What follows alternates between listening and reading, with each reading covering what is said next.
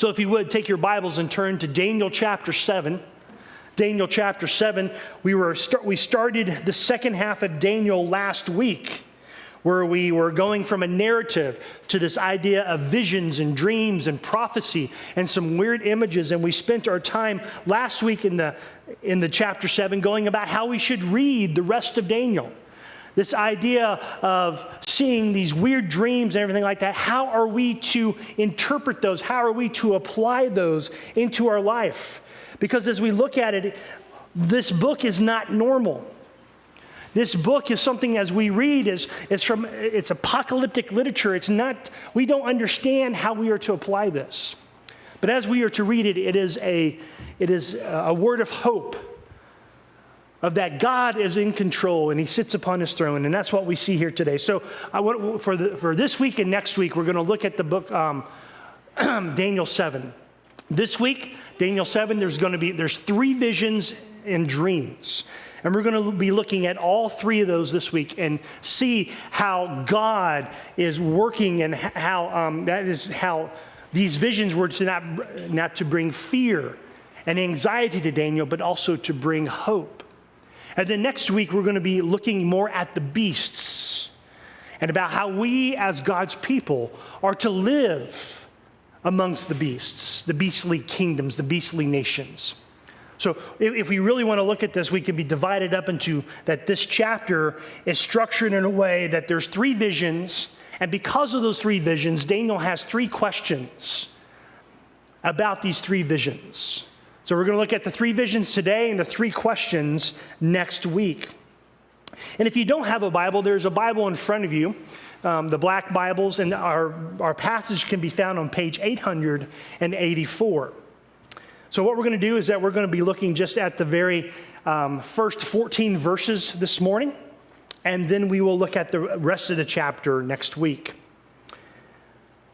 So Daniel writes, in the first year of Belshazzar, king of Babylon. Now, I think that we talked about this last week, that this is not chronological. We left Daniel, so we're going back, not to Daniel chapter 6, not to Daniel chapter 5, but even before that, 14 years before Daniel chapter 5. Daniel had been in Babylon for nearly 60-some years, 70 years. His exile is coming to the end. He spent most of his life, 85% of his life in this. And we see in the stories that Nebuchadnezzar was this great king, and he had this position under Nebuchadnezzar as second in command. It was Nebuchadnezzar and then Daniel. And then Nebuchadnezzar dies, and then Daniel's kind of forgotten about. And that's what we see in the Daniel chapter 5. Until that fateful day, the day before the Babylonian Empire falls, he's brought before the king, and the king has to be reminded who he is. So during this time, Daniel's kind of forgotten about. He's not really in the halls of power. He's still living a life of ease and comfort, but he's not with his people. But what we see is God has not forgotten him. He has a new job for him, no matter his age, no matter where he is. And this is where we see that he's here not to encourage the king, the people in power, but he's here to encourage his people, the people of God. So in the first year of Belshazzar, king of Babylon, Daniel saw a dream and visions of his head as he lay in his bed. Then he wrote down the dream and told the sum of the matter. Daniel declared, I saw in my vision by night, and behold, the 4 winds of heaven were stirring up the great sea, and the 4 beasts came up out of the sea, different from one another. The first was like a lion and had eagle's wings. Then as I looked, its wings were plucked off, and it was lifted up from the ground and made to stand on 2 feet like a man.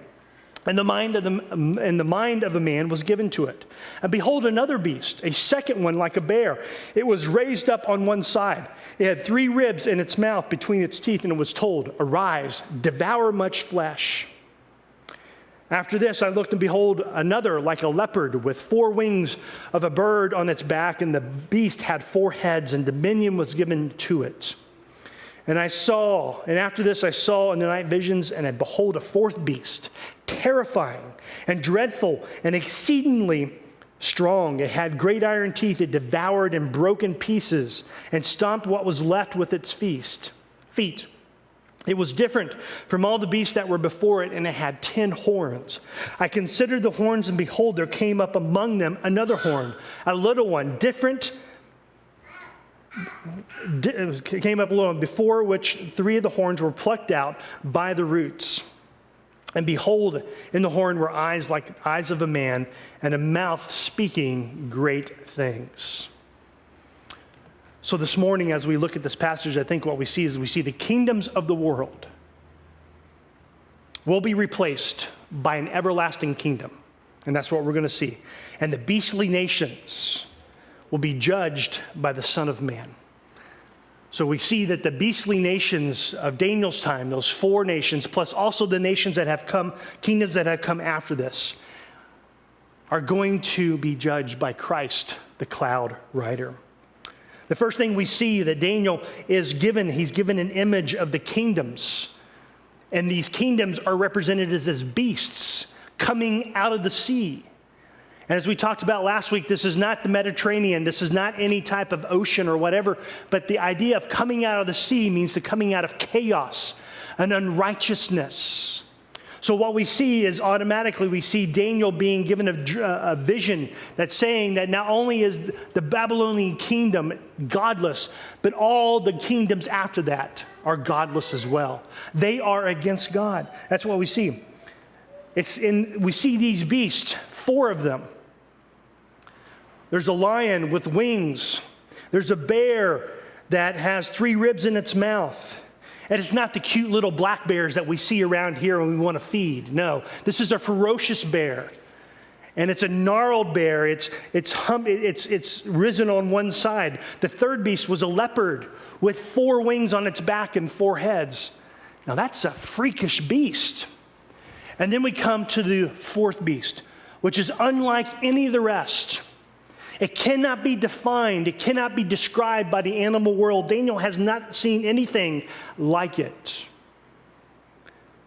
And what we can do is that, in my study, and this was the fun part of the study, and it was so hard not to really focus on this morning, but there was so much of print that is taken up with different views of who these 4 beasts are.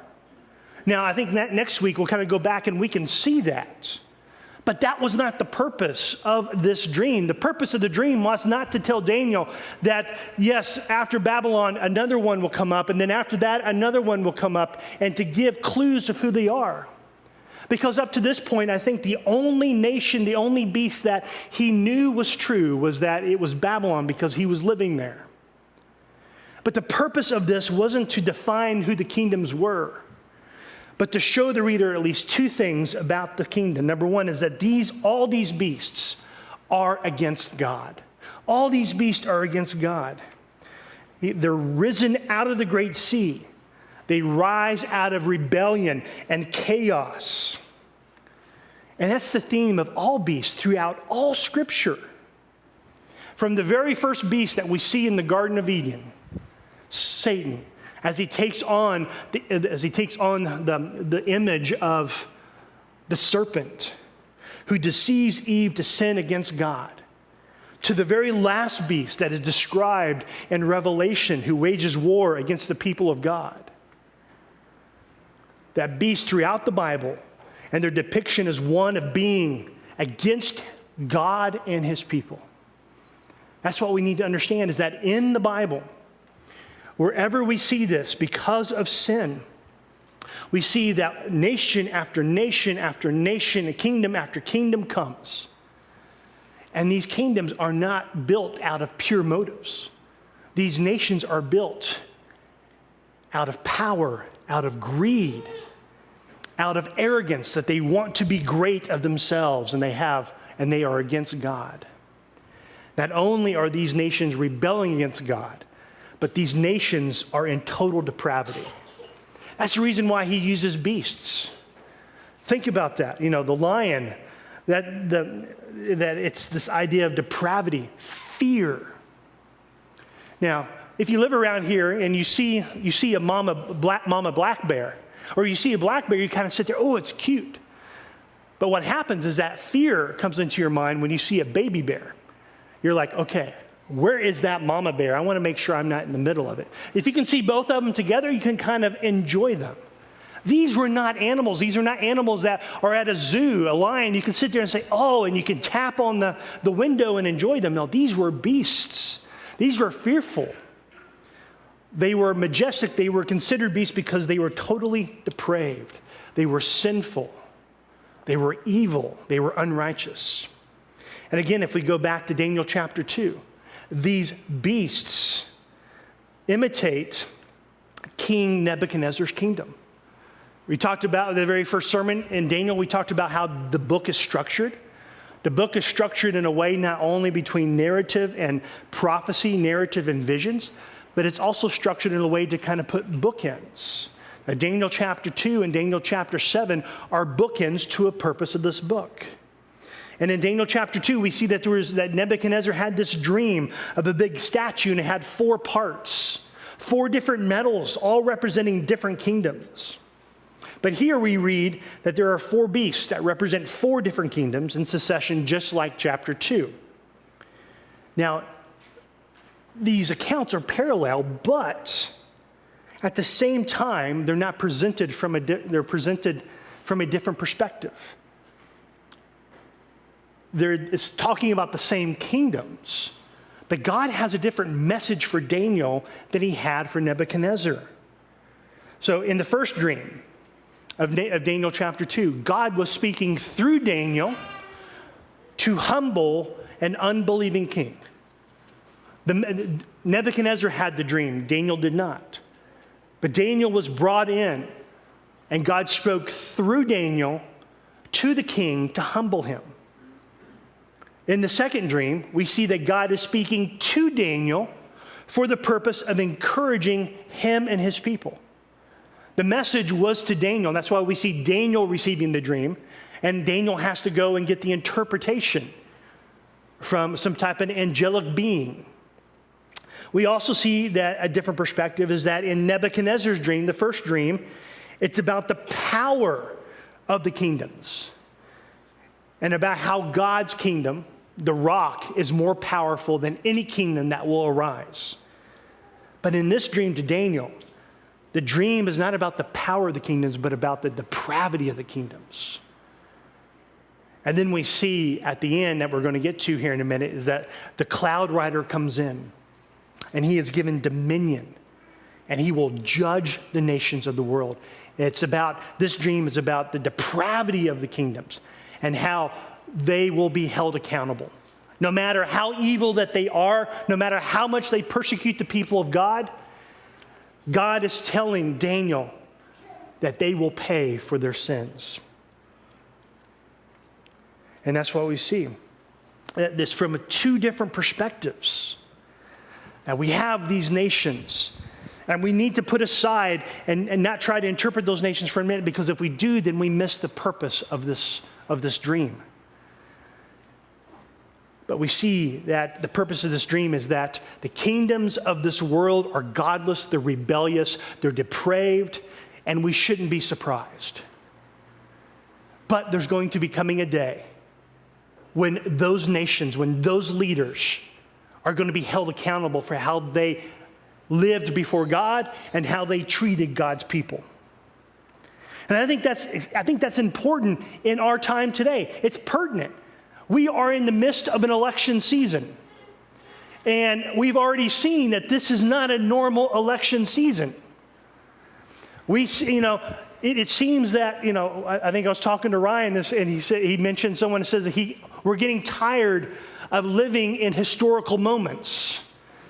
We're going to look back and sit there and say, yeah, I'm tired of living when we've had the worst pandemic in the world, or they say.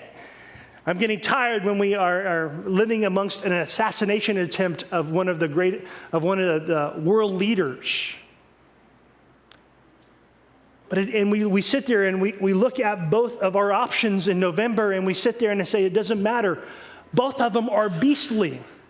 Both of them are rebelling against God's standard. Both of them are moving further and further away from the righteousness of God.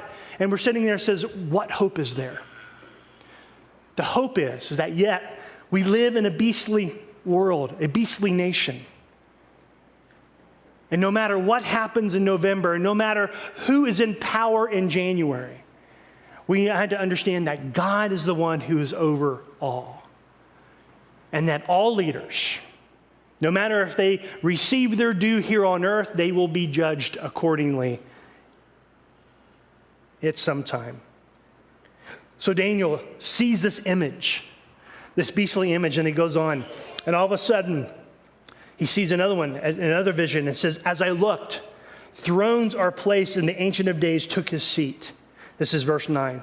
His clothing was white as snow, and the hair on his head was like pure wool. His throne was fiery flames. His wheels were burning fire. A stream of fire issued and came out before him. 1,000 served him, and 10,000 times 10,000 stood before him. The court sat in judgment, and the books were opened.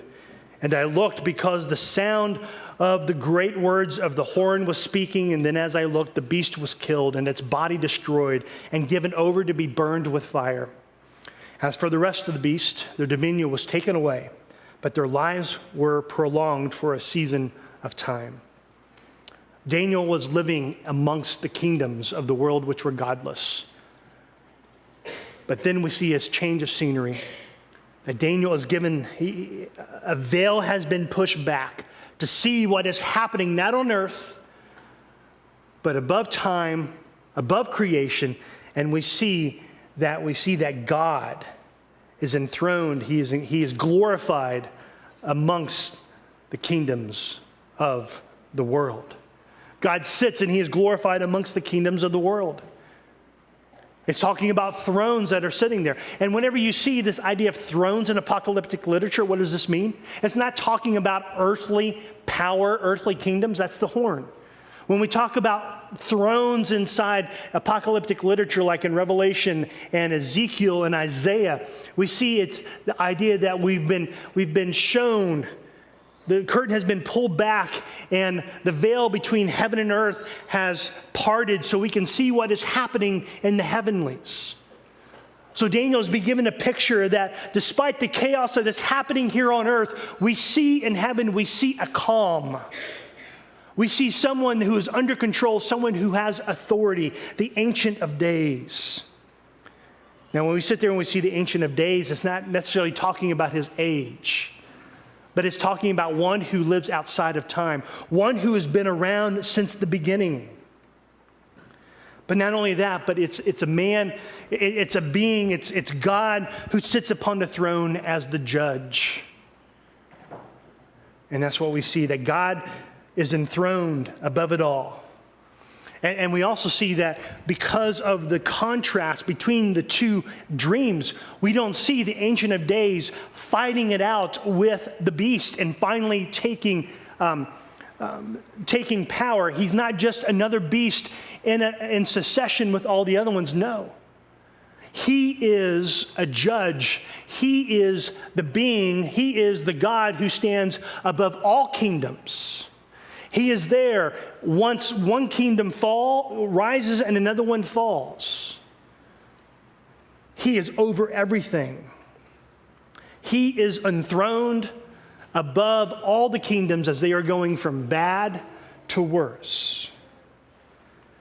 He is unlike the beasts who are only in power for a limited time. But the Ancient of Days is not structured. He is beyond time.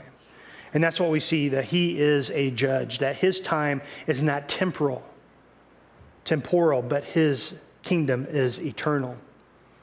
And it's this idea, the books were open. So it's this idea of a judge, a courtroom. And we sit there as that, and it describes how this Ancient of Days is going to judge the world, the kingdoms. Look at verse 9. It says, his clothing was white as snow, and his head was like pure. His throne was fiery flames. We see the first thing about this being, this Ancient of Days, is that he is going to judge with purity and with presence. That he is going to judge with purity and with presence. The white hair signifies not only age and wisdom, but with great purity. His robes were white as well. He is without stain or tarnish. Nothing impure, nothing evil ever touches him or smudges him or basically brings him down. Daniel is given an image of a person who is completely the opposite of the horns of the beastly kingdoms. Not only that, but we see the purity. The prophet wants to the image conveys much more purity, that the picture of righteousness is not complete until we understand the purity ancient of days is so radiant that it bursts fire. Now we're sitting there going, what does that mean? How do you purify the metal in our jewelry? How do we purify the metal that runs the batteries and all the components of our phones and computers? Well, it's by heat. You heat everything and it purifies it. And we see this all the way through Scripture. We see this idea of God and fire and purity. You know, we just sang the song, Holy, Holy, Holy, that's taken from Isaiah chapter 6. Again, we see Isaiah is given a picture of the throne room of God as the veil is parted. And we see he goes into the throne room, and we see that we see the 6 winged seraphs, which means burning ones. That not only is he pure because he's fiery, but also the people around him exude this idea of righteousness. With 2 wings they fly, with 2 wings they cover their eyes, and with the other 2 wings they cover themselves. Why? Is because even the angels cannot bear to look upon the radiance and the righteousness of God that appears as fire. They fly around in pure radiance in the throne, singing, Holy, Holy, Holy is the Lord of hosts. The whole earth is full of his glory. The God of Daniel, the God of Isaiah, has great righteousness in addition to his great wisdom. But then we also see the idea of presence. Look at the end of verse 9. And this is a great picture. His throne was fiery flames and his wheels were burning fire. Can you imagine having those type of rims on your car, on your truck? And as you go down the road, they just have fire? You know, Ezekiel brings this out, how Ezekiel, I can't remember the chapter, but this image, how the chariot can go left and right and can go anywhere and it's turning with fire. This is not a picture of an alien ship. This is imagery basically saying, this idea, its wheels were burning fire. His throne has wheels. Now, why is that important to Daniel? Well, it tells that his presence, God's authority, his presence, his care, his hand, his control is not regulated to one small little part of the world. But he is omnipresent. He can be anywhere he wants at all times. He is not a created being. He is not part of his creation. He is outside of time. He's outside of creation. So God is present. It doesn't matter what king is rising up to what part of the world, but God is there. And think about the effect that this would have on Daniel and his people. Daniel and his people have been living in exile, away from their homeland, away from their temple, which had been destroyed, away from the city of God, in Jerusalem, which had been destroyed as well. And they are living in cities that are filled with temples to other gods, where unbelieving people think that's where their God resides. But their temples are empty. But there's hope and encouragement to the people of God that God lives outside of time. He lives outside of creation. And he does not need a temple. He does not need a building to reside in. He resides everywhere. So it doesn't matter where the people of God are. God is with them. That's what this vision is giving. And I think that's the same thing we have. We need to understand that, as we see in the book of Acts, that God does not need a temple to be built. We are his temple. We just sang that. Where is the presence of God in this world today? Yes, he is over everything. He is everywhere. But his presence resides in his people through the Spirit. And we should understand, just like Daniel and his people, that we are not alone. We are not forgotten. Because God is with us. He's present. Not only that, but look at verse 10. A stream of fire issued and came out before him. Thousands upon thousands served him, and 10,000 times 10,000 stood before him. He judges with power and perfection. He judges with power and perfection. You know, this idea, other books of the Bible, Isaiah 6 and Ezekiel 1, talk about the throne room of God. And at every instant stands a symbol of rule and dominion is that throne. And because he is there, here the rule is said to belong to the Ancient of Days, the one against whom the beasts are warring. But again, we see in this throne room, we don't see any war. We don't see any unrighteousness or evil. All we see is the authority and the greatness and the power of the true judge, the Ancient of Days. And his power and his judgment is not limited, but like the fire that goes out from the throne. It means that it's not limited, but his power and his judgment and his purity and his presence envelopes the whole world around him. Not only this, but further evidence of his power is shown in the multitudes that attend him. Thousands upon thousands, 10,000 times 10,000. Again, we see these ideas of numbers symbolizing a great multitude that is innumerable. And then finally, his power is made evident because the court reports to him. The record books of judgment are open before the Ancient of Days.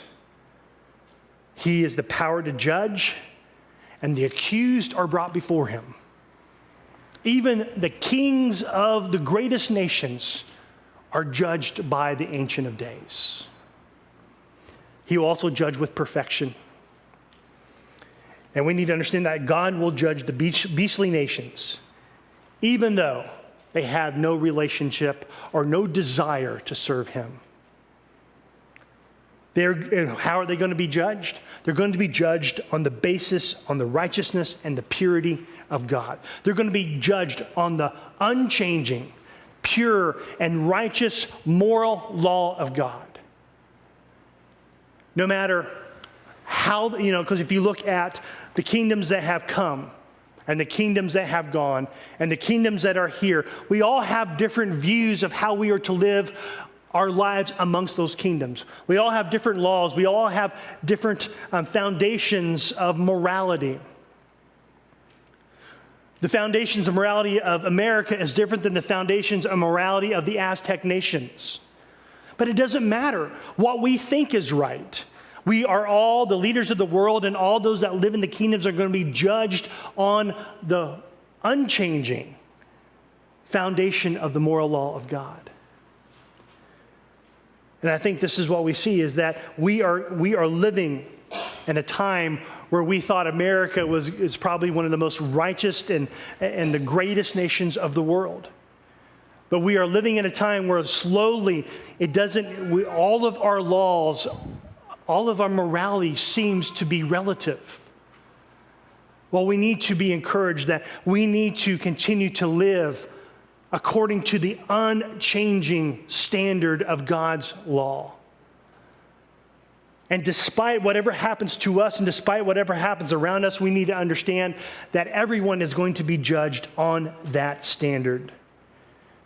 We will be judged by his purity, by his righteousness. And you know what? All of us, every kingdom, every leader, every person that lives in those kingdoms are going to be found wanting. Why? Because we are sinful people. We are in rebellion against God. Our only hope is not a better kingdom. Our only hope is that we will be found and we will be judged by the righteousness that has been given to us because of our relationship with Christ. Otherwise, there's nothing that we can do that compares to the unchanging foundation and unchanging law of God.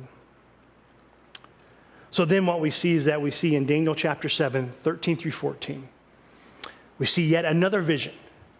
It says, I saw in the night visions, and behold, with the clouds of heaven, there came one like a son of man.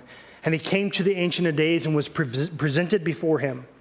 And to him, the Son of Man, was given dominion and glory and kingdom, that all peoples, nations, and languages should serve him. His dominion is an everlasting dominion which will not pass away, and his kingdom one that shall not be destroyed. So we see a vision of the beastly chaos that's here on earth. And then we see another vision that despite the beastly chaos, the Ancient of Days is enthroned and judging the kingdoms. And then Daniel is given this, that sometime we see that a son of man will be given the eternal kingdom, the kingdom of righteousness, the kingdom that will not pass away. This is the kingdom that, back in Daniel chapter 2, is the small rock that comes from the mountain. And the small rock comes and demolishes the statue, demolishes all the kingdoms, defeats them. And this rock grows and grows and grows and grows and grows and grows. This is the same. And who is this Son of Man? Well, first we need to understand that the Son of Man, that term simply means that he is a human. If you go to the book of Ezekiel, many times God calls Ezekiel Son of Man. It's used several different times. It's talking about this idea that he is human, which is a contrast to the Ancient of Days, which is not contrasted. God is not a human. He is not a creature. He does not, he is always talked about in human speak. He has hair, he has, arms or whatever it may be, but he is never presented as a human. He's always presented as spirit because he is spirit. Even the description in The Lion, the Witch, and the Wardrobe of C.S. Lewis's, the boys are described as son of Adam and the girls as daughters of Eve. So this one, who's going to be presented before the Ancient of Days, this is going to be a man. He is like us. He has human form unlike the Ancient of Days. But it's not just any human in any kingdom. The vision goes on to add that there is something more to this figure. Look at verse 13. And I saw in the night visions, and behold, the clouds of heaven. We have one who is a cloud rider coming in. Now, to come on the clouds is a big symbol of divine authority. Whether you're talking about the Bible or whether you are talking about ancient Near Eastern religion. If you look at the literature of Babylon, the literature of Assyria, we see that all their gods all had chariots of clouds, riding on the clouds, this idea of deity. So when Daniel sees this, he sees the Son of Man, a human form coming in, but yet he's also not just any human, he is also has divine origins. The clouds tell us that he is human, but he also has heavenly origins. He is like us, and he is also like God. What is more is that when the Son of Man comes into the presence of the Ancient of Days, what is he given? He is given glory, authority, and sovereign power. These attributes are not just someone who is just a godly human. This is not just someone who is a created spiritual being. It's not an angel. It's not a representative of the principality of Israel. This is someone, the Son of Man, receives not only authority, but look at verse 14. And to him was given dominion and glory and kingdom, and all the peoples, nations, and languages would serve him. He's not only given the power of God and the position of God, but he's also given the worship of God. The Son of Man is given an everlasting, indestructible dominion, a sovereignty that only belongs to God himself. So who is this Son? Who is the Son of Man? Who is it? Well, before we get to that, I want you to understand this idea that he is given dominion and glory, and he will be giving an everlasting kingdom. I want you to put yourself in Daniel's place, and where else in Scripture do you hear about a promise of an everlasting kingdom prior to this passage in Daniel? Does anybody know? David. David was given a covenant with God, saying that he would be given a kingdom that would outlast the rising and fallings of all others. So Daniel, living in exile, Jerusalem has been destroyed. The kingly succession of David has basically been stopped, abruptly stopped. It's nowhere in sight.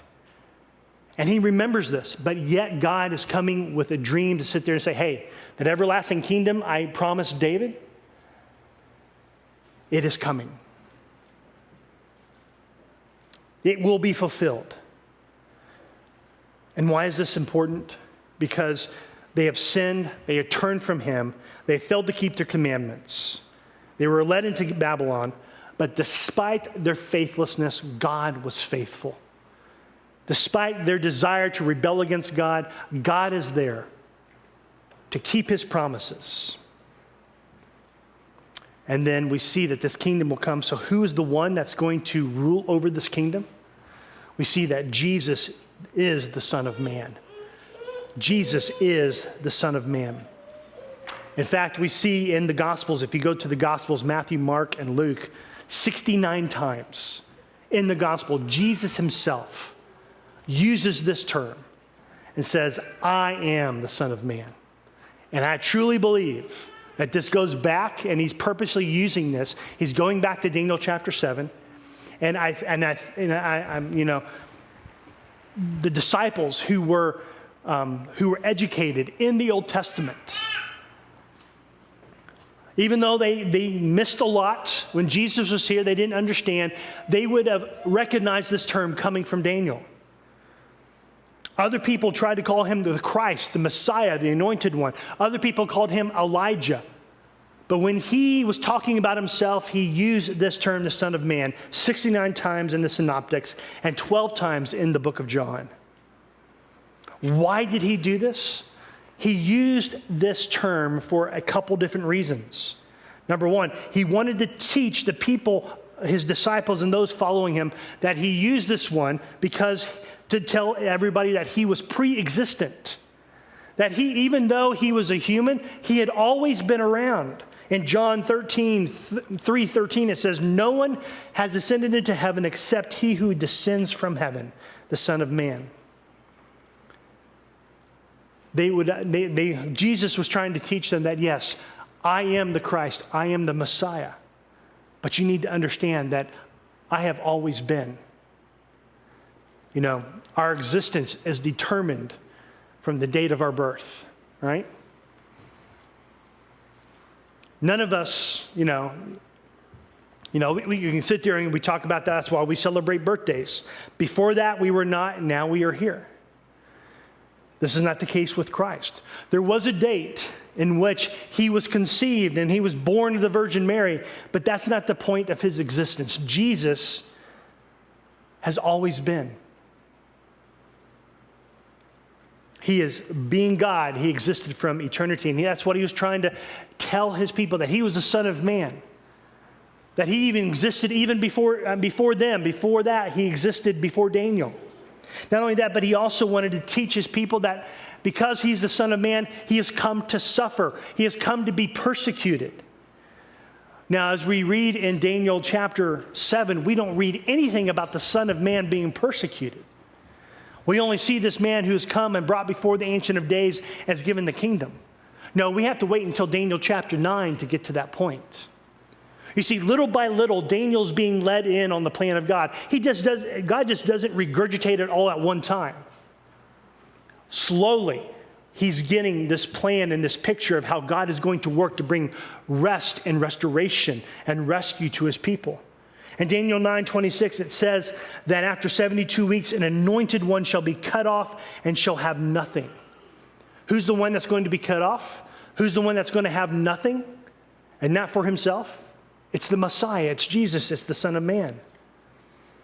And that's exactly what we see in John chapter 3, verses 14 and 15. It says, "And as Moses lifted up the serpent in the wilderness, so must the Son of Man be lifted up, that whoever believes in him may have eternal life." Jesus uses the Son of Man, nomical title. So he teaches his disciples and the people who come after him and follow him that he is both God and man. And that he's sitting there saying that salvation is not going to come through military defeat, but salvation is going to come through me being suffering and dying upon a cross. And then lastly, what we see, and we're going to be, this is where we'll end today, and I'll pick up the last part of this next week, is he uses it to teach about the final judgment. He uses it that he will not only, he's a pre-existent, not only will he be persecuted, but he will pass judgment upon the kingdoms of this world. A time is coming, and now has come, when the dead will hear the voice of the Son of God, and those who will hear live.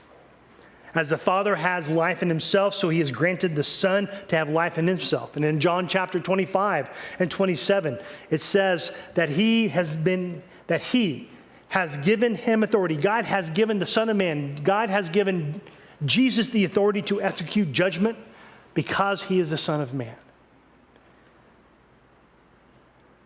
Well, we need to understand that there's going to be coming a day that where we will all have the books opened. All of the judgment, all of our sins will be made public. All of that we will have to pay for. We will be judged on. And in that book, as we see, the book again is not only talked about in Daniel chapter 7 and Matthew chapter 25, but it's talked about in the end of Revelation. What are these books? It's the books of our deeds. And we're going to be judged according to our deeds. And if we're judged according to our deeds, we're going to be found wanting. Why? Because there's nothing good in us, nothing good that God can judge us for and bring him into fellowship with. But in those books that as it opened up, we're going to be judged by our deeds, or secondly, we're going to be judged upon the deed of Jesus Christ, upon the Son of Man. If we placed our hope and our faith in Jesus Christ and the cross and his resurrection, then our deeds, our sins have been paid for. They have been completely covered. They have been forgotten. And our deeds, our evil deeds, our sinful deeds have been replaced with his righteousness. So when it comes to judge, we all are going to stand before the Son of Man. And we're either going to be judged on our deeds of how well we tried to live, and we're going to come up short. Or we're going to be judged by the faith in the work of Christ, not in our works. So my question here today, which kingdom are you a subject of? Are you a subject of the kingdom of the beasts? Or are you a subject of the kingdom of Christ, the everlasting kingdom? Do you bow before the rule of the beast, or do you bow before the Ancient of Days and the Son of Man? Are you a rebel? Or are you in relationship with Christ through the cross and through the resurrection? Do you resist his control and sovereignty over your life? Or are you allowing and living peacefully under the throne of God this morning? So as you leave this morning, think about this, that the encouragement that Daniel is receiving here today is that, yes, we live in a chaotic world. We live in a world that is just going off the rails. But yet in that world, God stands and judges, and he controls and has authority. And we have the hope that is found in the Son of Man, who has come to suffer, to take our sin so that we may live in that everlasting kingdom. But if we do not bow the knee while we live in that, before we die, bow the knee to Christ, to the Ancient of Days, through the cross and resurrection, then we will eventually bow the knee before God at judgment, and there will be no hope. How do you want to be judged? By your works, which will always come up wanting, or by the work of Christ on the cross, which is complete and will never come up wanting. That is my encouragement today. That it was the encouragement to Daniel in Daniel chapter 7.